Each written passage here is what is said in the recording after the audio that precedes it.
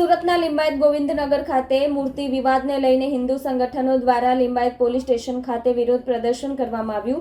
લિંબાયતના ગોવિંદનગર ખાતે મૂર્તિ ચોરીને લઈને હિન્દુ સંગઠનો દ્વારા જમીન માલિક પર ગંભીર આક્ષેપ કરવામાં આવ્યા।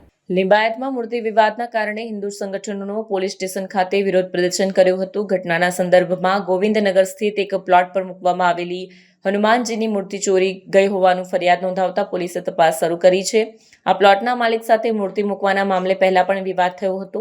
વિરોધ પ્રદર્શન કરી રહેલા હિન્દુ સંગઠનોના પ્રતિનિધિઓએ આરોપ મૂક્યો હતો કે જમીન માલિકે જ જાણીબૂજીને મૂર્તિ દૂર કરવાનો આદેશ આપ્યો હતો। તેમણે મૂર્તિની ચોરીને ધાર્મિક ભાવનાઓને આઘાત પહોંચાડનારી અને સમુદાય વચ્ચે તણાવ સર્જનારી કાર્યવાહી ગણાવી હિન્દુ સંગઠનોએ પોલીસને ચોરી ગયેલી મૂર્તિ શોધી કાઢવા અને દોષિતો પ્રત્યે કડક કાનૂની કાર્યવાહી કરવાની માંગ કરી છે। તેમણે આ બાબતમાં જમીન માલિક સામે પણ કાર્યવાહીની માંગ કરી હતી। કેમેરામેન હકીમ શેખ સાથે વસીમ હાસમીનો રિપોર્ટ, આઝાદ ન્યૂઝ, સુરત। મારું નામ વિશાલભાઈ ભરવાડ છે। હું સુરત બજરંગ સેના ઉપાધ્યક્ષ છું અને ઘટના ગોવિંદનગર લિંબાયત વિસ્તારમાં બની છે, જે જગન્નાથ બાલાજીનું મંદિર છે। તે ઘટનામાં બિલ્ડર દ્વારા મંદિરનો કબજો કરવામાં આવે છે ધીરે ધીરે, અને ત્યાં વોચમેન બેસાડવામાં આવે છે। અને અમને એવી માહિતી મળી છે કે મંદિરમાંથી મૂર્તિ પણ ગાયબ કરવાના હતા, તો અમે 4 દિવસ પહેલાં પીઆઈ સાહેબને રજૂઆત કરી હતી કે અમારી મૂર્તિનું સાહેબ ધ્યાન રાખજો, મૂર્તિ ગાયબ થવાની અમને વાત મળી। સાહેબે કીધું તમે બે ઝીઝક રહો, કંઈ નહીં થાય। પણ અમને કાલે પરમ દિવસે જાણવા મળ્યું કે મૂર્તિ રાતોરાત ત્યાંથી ચોરી થઈ ગઈ છે। એટલે એના વિરોધમાં અમે આવ્યા હતા અને કાલે પણ અમે પોલીસ સ્ટેશન હતા, પણ જે ફરિયાદ કરવા આવેલા એ લોકોને લગભગ 6 થી 7 કલાક ડિસ્ટર્બ ચોકીમાં બેસાડી રાખેલા અને ફરિયાદ લીધી નહીં હતી।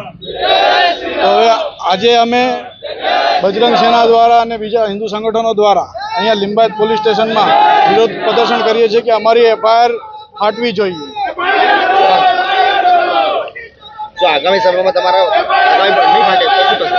આગામી સમયમાં અમારે જો એફઆઈઆર નહીં ફાટે તો અમે આનાથી વધુ સંખ્યામાં કલેક્ટર સાહેબ પાસે જવું અને કમિશનર સાહેબ પાસે જશું। કોણ બિલ્ડર છે? બિલ્ડરનું નામ છે વિષ્ણુભાઈ દોરીવાલા કરીને છે, જેણે 30-35 વર્ષ પહેલાં સોસાયટી પાડીને વેચી દીધી હતી અને હવે જગ્યા સીઓપીમાં હતી અને એમાં પારસી સમાજ દ્વારા એ જગ્યામાં 500 વાર જગ્યા મંદિરના ટ્રસ્ટને આપેલી હતી અને જે બીજી 200 વાર જગ્યા છે એ મંડળી દ્વારા વેચાતી ખરીદેલી હતી। એ જગ્યા પણ બિલ્ડરે હડપી લીધી છે અને જે 500 વાર જે દાન આપી હતી પારસી સમાજે એ બી બિલ્ડરે હડપી લીધી છે। હવે જગ્યાના ભાવ વધી ગયા છે તો બિલ્ડરને લાલચ વધી ગઈ છે।